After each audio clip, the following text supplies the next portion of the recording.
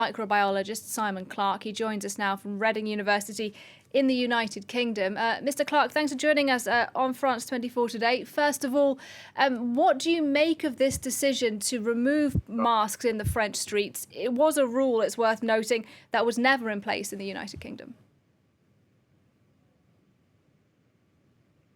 Absolutely, we've never had this rule in place, although some people have lobbied for it.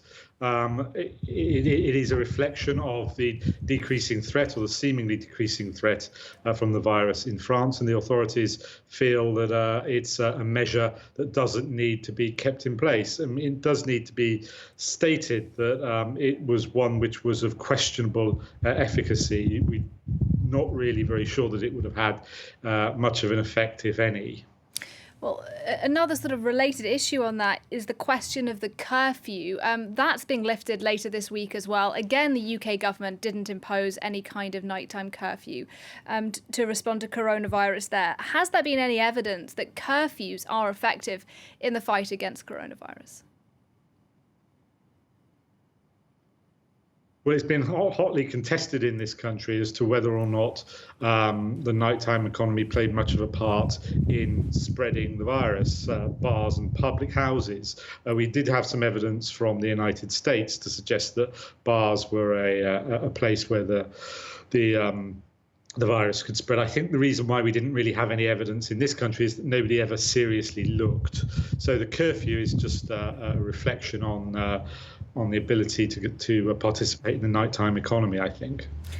It seems like either way, though, there is some good news at the moment from the United Kingdom, some good news in France as well. Restrictions being eased to some extent in both countries, but where you are in the United Kingdom, the Delta strain is now the dominant one. How worried are you about it, and do you think it will soon be the dominant strain here in France as well? Yes, I imagine it will be the dominant strain right across Europe. Quite why it hasn't got there yet is an interesting question. But in the UK, we're still leaving some restrictions in place, particularly around the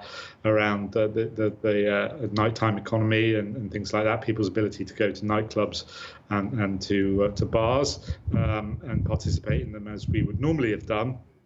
But I think that sooner or later those restrictions will be lifted. The government has decided that it needs to keep them in place for another 4 weeks. Might this be the last of the lockdowns, or is that a bit optimistic?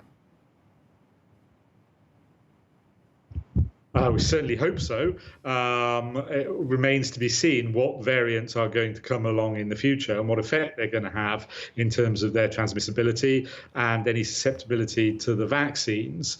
But as long as we manage the situation well enough in advance, then we should be able to head off any new infections, because they will come. That's guaranteed. We will get new variants over time. But may they become less serious variants? I wonder whether you think that, by the end of this year, the beginning of next year, we should be thinking of coronavirus more like the seasonal flu, something that will be with us, but something that we can manage without these extremely strict measures we've seen in the past year.